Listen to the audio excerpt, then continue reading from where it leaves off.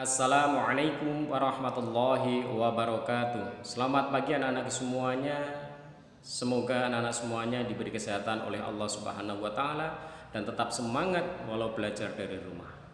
Anak-anakku semuanya, pada pagi hari ini untuk pelajaran fikih di kelas 4 yang semester 2, yang pertama akan anak-anak pelajari adalah tentang iddain. Tapi sebelum itu, marilah kita awali pelajaran fikih hari ini dengan bacaan basmalah bersama-sama.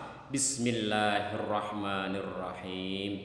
Anak-anak semuanya tentu pernah mendengar istilah iddain.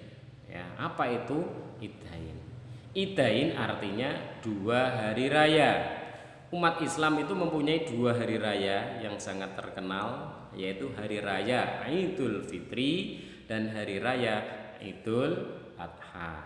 Nah, anak-anak semuanya, biar lebih jelas, mari kita bahas satu persatu. Ya, yang pertama akan kita bahas pada hari ini adalah tentang Idul Fitri.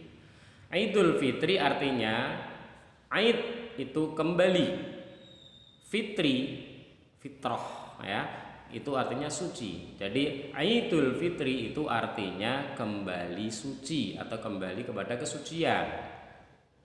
Kok dikatakan kembali kepada suci atau kesucian? Iya, karena umat Islam sebelum menjalankan merayakan Idul Fitri itu selama 1 bulan sudah menjalankan ibadah puasa Ramadan, ya, selama 1 bulan penuh.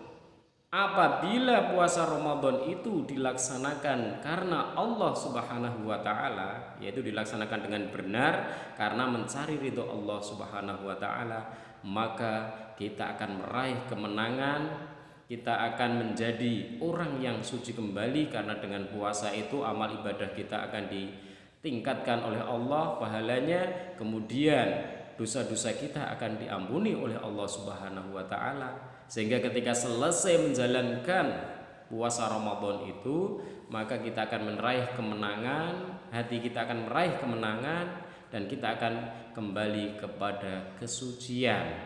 Nah, itu hakikatnya Idul Fitri. Jadi setelah menjalankan puasa Ramadan selama 1 bulan penuh, kemudian kita akhiri dengan membayar zakat fitrah, ya, untuk mensucikan jiwa kita. Kemudian kita akhiri dengan sholat Idul Fitri. Ya, ini sehingga kita akan menjadi suci kembali. Jadi pada dasarnya siapa yang berhak merayakan Idul Fitri? Nah, anak-anak semuanya kalau menjalankan puasanya itu full 1 bulan, kecuali yang punya halangan, ya, kalau bagi wanita haid, ya, walaupun nanti akan mengganti pada hari lain, pada hari-hari yang lain, itu kita semuanya akan menjalankan puasa full 1 bulan. Kalau anak-anak menjalankannya dengan benar dalam 1 bulan itu, maka akan menjadi orang yang meraih kemenangan, akan kembali suci di akhir Ramadan karena ditutup dengan bayar zakat dan melaksanakan sholat Idul Fitri. Jadi ini perlu anak-anak perhatikan. Jalankan puasa Ramadan itu dengan baik dan benar karena Allah, bukan karena siapa-siapa. Bukan karena takut dengan Pak Guru, takut dengan orang tua, malu dengan orang tua, malu dengan temannya, tidak. Tapi karena mencari ridho Allah Subhanahu wa taala. Kalau anak-anak sudah bisa menjalankan ibadah puasa itu karena Allah, mencari ridho Allah Subhanahu wa taala, maka anak-anak akan meraih kemenangan dan berhak merayakan Idul Fitri.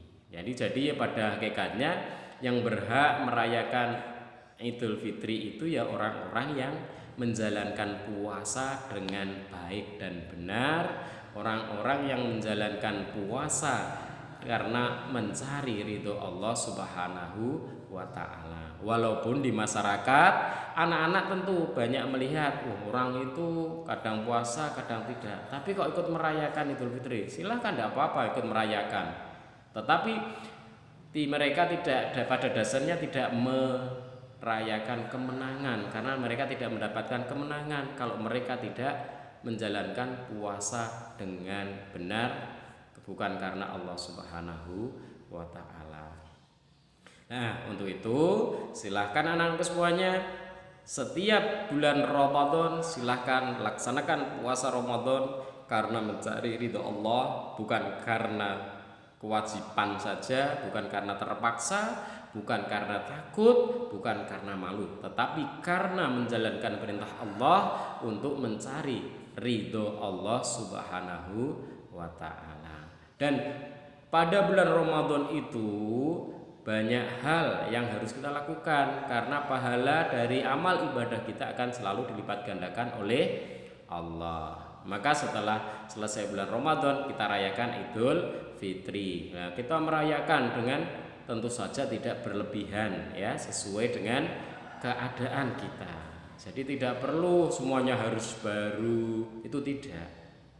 Yang penting masih layak seadanya yang kita miliki, misalnya pakaian itu ya yang terbaik kita miliki, itulah yang kita pakai. Jadi setelah selesai Ramadan bayar zakat, sholat id. Nah, ketika mau melaksanakan sholat Idul Fitri itu ada beberapa hal yang harus kita laksanakan. Sunnah kita laksanakan sebelum sholat id. Maka dari itu silahkan tugas dari Pak Guru kalian tulis hal-hal yang sunnah dilakukan sebelum melaksanakan sholat Idul Fitri. Seperti biasa ditulis di buku tulis, kemudian difoto, dikirimkan Pak Guru lewat WA boleh, lewat Classroom juga boleh. Baik anak-anak semuanya, kita akhiri pelajaran fikih pada hari ini dengan bacaan hamdalah bersama-sama. Alhamdulillahirabbil alamin. Tetap semangat, semangat dan semangat. Jangan lupa sholat 5 waktu, jaga kesehatan, jaga protokoler kesehatan biar kita